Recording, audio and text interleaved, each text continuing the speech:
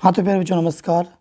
आज की इस वीडियो में मैं आप सभी को सत्ता के जो भी महत्वपूर्ण प्रश्न है, सामाजिक विज्ञान से महत्वपूर्ण प्रश्न है जो मैं आपको सभी को देने वाला हूँ, जो कि सब्जेक्टिव प्रश्न है।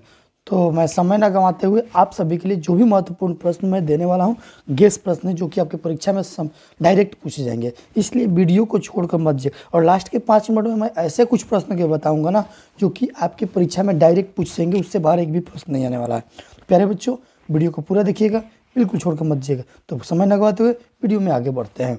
पहला प्रश्न है आप सभी के लिए कि क्या सत्ता में साझेदारी जरूरी है, अगर हाँ तो कैसे। तो साथियों ध्यान देंगे, कह रहा है कि हाँ सत्ता में साझेदारी बहुत ही जरूरी है, क्योंकि सत्ता में साझेदारी से विभिन्न समूहों के बीच टकराव की आशंका कम हो जाती है। सत्ता के बंटवारा से लोकतांत्रिक व्यवस्था भी ठीक रहता है। सत्ता में साझेदारी हो जाने से समाज में रहने वाले सभी वर्ग देश के योगदान में अपना योगदान देते हैं और देश के हित के बारे में सोचना शुरू कर देते हैं। लेकिन अगर सत्ता में साझेदारी नहीं हो तो वे लोग ऐसा नहीं करते, बल्कि अपने आप के बारे में सोचते हैं। तो हो गया पहला प्रश्न। तो दूसरा प्रश्न आपके लिए ये रहा, जो कि आपके परीक्षा में डायरेक्ट पूछे जाएगा। धर्मनिरपेक्ष का अर्थ क्या होता है। तो धर्मनिरपेक्ष का तात्पर्य किसी भी देश या राज्य का कोई धर्म नहीं होता है। चूँकि हमारे देश में अनेक संप्रदाय के लोग रहते हैं, ये सभी लोग अपने अपने धर्मों का प्रचार प्रसार करने के लिए स्वतंत्र होता है, जिसे कि धर्मनिरपेक्ष कहा जाता है। हमारा देश भारत धर्मनिरपेक्ष राज्य है। हमारा देश भारत क्या है, तो धर्मनिरपेक्ष है। अगला प्रश्न, परिवारवाद या वंशवाद या भाई भतीजावाद क्या है। परिवारवाद, भाईवाद या भाई भतीजावाद, ये सब क्या होता है साथियों। तो ध्यान देंगे। तो परिवार एक मानसिकता होती है। परिवार एक क्या होती है, एक मानसिकता होती है साथियों, जो राजनीति को प्रत्यक्ष या अप्रत्यक्ष रूप से प्रभावित करता है। इसके तहत कोई भी राजनीतिक दल की पार्टी चुनाव के समय अपने सगे संबंधी रिश्तेदारों को टिकट देने का कार्य करती है, जो कि लोकतंत्र का प्रमुख अवगुण है। लोकतंत्र का प्रमुख अवगुण, जैसे कि मान के चलिए अभी बिहार में अगर चुनाव होता है तो लालू यादव के बेटे कौन, तो तेजस्वी यादव, तेज प्रताप कुछ ना करते फिर भी उनको टिकट मिलेगा। उसी तरह मीसा भारती हैं, है ना बाबू। बहुत सारे ऐसे हैं जो कि अदर पार्टियों में चले जाइए, बीजेपी में चले जाइए, चाहे आपका लोक जनशक्ति आरजेडी में, लोग एलजेपी में चल जाइए, तो अभी चिराग पासवान जी को दे लीजिए। ठीक है, चलिए अगला प्रश्न कह रहा है विविधता में एकता का क्या अर्थ होता है। तो विविधता में एकता भारतीय लोकतंत्र की प्रमुख विशेषता है। चूँकि हमारा देश धर्मनिरपेक्ष के सिद्धांत को अपनाता है। हमारे देश में अनेक संप्रदाय के लोग रहते हैं, जैसे हिंदू, मुस्लिम, सिख, ईसाई। इन लोगों को धर्म, भाषा, रीति रिवाज, रहन सहन, सभ्यता, संस्कृति अलग अलग होती है, लेकिन निवास भारत देश में करता है। जब भी कभी भारत को एकता अखंडता खतरे में या किसी भी प्रकार की आपदा आती तो आपस में जात पात का भेदभाव मिटाकर समस्या का समाधान करते हैं। अतः कई कारणों से साबित होता है कि विविधता में क्या है, एकता है। विविधता में एकता है साथियों। तो प्यारे बच्चों फिर से एक बार समझ लेंगे, विविधता में एकता भारतीय लोकतंत्र की प्रमुख विशेषता है। चूँकि हमारा देश धर्मनिरपेक्ष के सिद्धांत को अपनाता है। हमारे देश में अनेक संप्रदाय के लोग रहते हैं, हिंदू, मुस्लिम, सिख, ईसाई। इन लोगों को धर्म, भाषा, रीति रिवाज, रहन सहन, संस्कृति अलग अलग होती है। ठीक है, लेकिन निवास भारत में ही करता है। जब कभी भारत को एकता और अखंडता में खतरा किसी प्रकार का से आती है या आपदा आती है तो सभी जात पात को छोड़कर आपस में मिलकर एक दूसरे को साथ मिलकर उसको समाधान करते हैं। अतः कई कारणों से स्पष्ट होता है कि विविधता में क्या है, एकता है। अगला क्वेश्चन है, लैंगिक भेदभाव या असमानता क्या है। लैंगिक मतलब लिंग के अनुसार भेदभाव करना। चलिए, लिंग के आधार पर किए जाने वाले भेदभाव लैंगिक भेदभाव कहलाता है। लिंग का अर्थ लड़का या लड़की से। आज के वर्तमान समय में लड़कों की अपेक्षा लड़कियों के साथ काफ़ी भेदभाव किए, जैसे खान पान में, शिक्षा संस्थान में, पालन पोषण में, वस्त्र पहनावा इत्यादि में। ये सभी जगह लड़कियों से और लड़कों में भेदभाव किया जा रहा है। ठीक है, चलिए अगला क्वेश्चन है, समाज में स्त्रियों के दयनीय स्थिति के लिए 4 उत्तरदायी कारणों को लिखे। तो समाज में दयनीय साथियों समझेंगे समाज में स्त्रियों के दयनीय स्थिति के लिए 4 उत्तरदायी कारण निम्नलिखित हैं। मेरे प्यारे बच्चे, ये वाला जो प्रश्न है आपको 100% एग्जाम में पूछा जाएगा, 100%।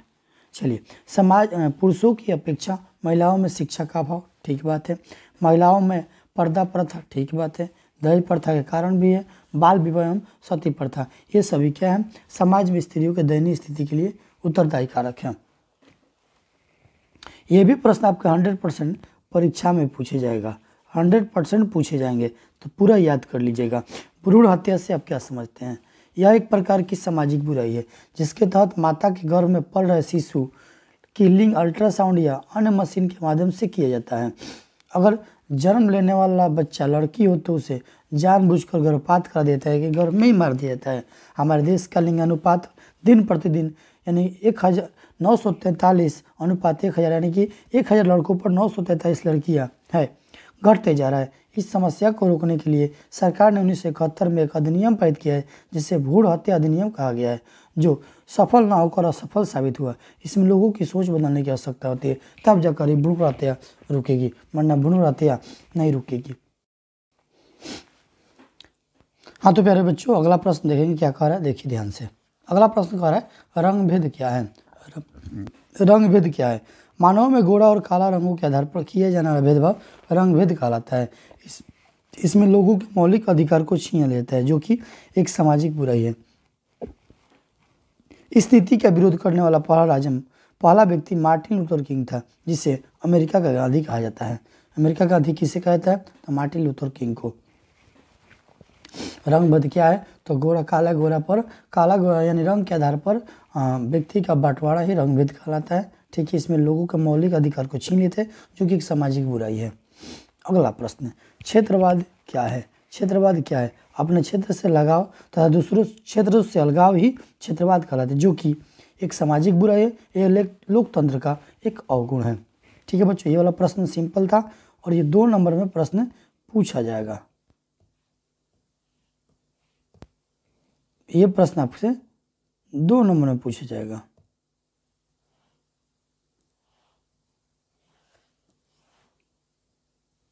कितना नंबर पूछा जाएगा? 2 नंबर में पूछा जाएगा। ठीक है, चलो। यह एक ऐसी मनोभावना होती है जिसमें सांप्रदायिकतावाद क्या है? तो सांप्रदायिकतावाद हो जाएगा। यह एक ऐसी भावना होती है जिसमें लोग अपने राष्ट्र अपने संप्रदाय के लिए अपने प्राणों का बलिदान देते हैं, अर्थात अपने धर्म को किसी दूसरे धर्म से ऊंचा रखना दिखाते हैं। अपने धर्म को दूसरे धर्म से ऊंचा रखना ही सांप्रदायिकतावाद है, जो कि लोकतंत्र का एक अवगुण है। अगला प्रश्न है सत्ता के विकेंद्रीकरण से आप क्या समझते हैं? जब केंद्र सरकार और राज्य सरकार अपनी शक्तियों का स्थानीय सरकार के प्रदान कर देता है, जिसे सत्ता का विकेंद्रीकरण कहा जाता है। सत्ता का विकेंद्रीकरण करना अति आवश्यक माना जाता है, क्योंकि विभिन्न समस्याओं का निपटारा स्थानीय स्तर पर अच्छे ढंग से किया जाता है। केंद्र स्तर पर कितना कोई करेगा, गांव वाले, इसी वजह से इसको बांट दिया गया है। ठीक है बच्चों, चलो अगला प्रश्न, नगर परिषद क्या है? इसके प्रमुख कार्यों को बताना है। नगर परिषद का गठन नगर पंचायत के बड़े शहरों में किया जाता है, जहाँ की आबादी 2 से 3 लाख होनी चाहिए। इसके प्रमुख कार्य समझेंगे, नालियों का निर्माण करना, नगरों की सफाई करना, शमशान घाट का प्रबंध करना, सड़क एवं गली में बिजली का प्रबंध करना, प्राथमिक शिक्षा के लिए स्कूल का निर्माण करवाना, मानव एवं पशुओं के लिए अस्पताल बनवाना। तो ये सब कार्य नगर परिषद का है, जो कि आपके परीक्षा में, इस बार के परीक्षा में 100% ये पूछे जाएगा। ये वाला प्रश्न जो 100% पूछे जाएगा। अगला प्रश्न आपके लिए ये रहा, कह रहा है कि बिहार में हुए छात्र आंदोलन का मुख्य कारण क्या था? साथियों समझेंगे, बिहार में हुए छात्र आंदोलन का मुख्य कारण गरीबी, महंगाई, बेरोजगारी, भ्रष्टाचार, सामान्य कीमतों में अप्रत्याशित वृद्धि को कम करना था। ठीक है, जिसके नेता क्या थे? जयप्रकाश नारायण थे। ठीक है बच्चों, अगला प्रश्न ध्यान दीजिए। अगला प्रश्न है, चलिए नर्मदा बचाओ आंदोलन क्या है? इसके प्रमुख उद्देश्यों को लिखे।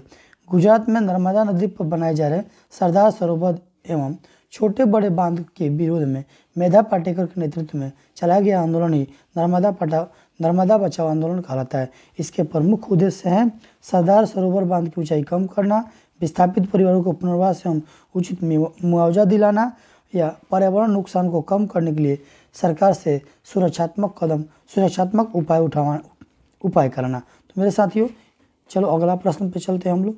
किस आधार पर आप कह सकते हैं कि लास्ट प्रश्न है वीडियो का, ये प्रश्न लास्ट है और भी बहुत सारा प्रश्न है जो कि मैं आपको अगले दिन दूंगा। किस आधार पर आप कह सकते हैं कि राजनीतिक दल जनता एवं सरकार के बीच कड़ी का काम करती है?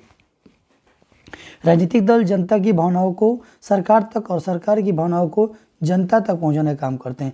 इस आधार पर कह सकते हैं कि राजनीतिक दल जनता एवं सरकार के बीच की कड़ी का काम करते हैं, यानी जोड़ने का काम करते हैं। तो मेरे प्यारे बच्चों, मैंने 10 मिनट में आपको लगभग 20 का प्रश्न दिया, जो कि 2 नंबर वाला प्रश्न है, आपकी परीक्षा में पूछे जाएंगे। 2 नंबर वाला प्रश्न है ये जो भी प्रश्न है कौन है? 2 नंबर वाला। कई नंबर वाला प्रश्न है? 2 नंबर वाला, जो कि आपके परीक्षा में 100% पूछे जाएंगे। तो इसलिए सभी बच्चों वीडियो को शेयर कर दिए, चैनल पर नए चैनल को सब्सक्राइब कीजिए, दोस्तों यारों को बुलाइए। तो मिलते हैं नेक्स्ट वीडियो में, तब तक के लिए जय हिंद।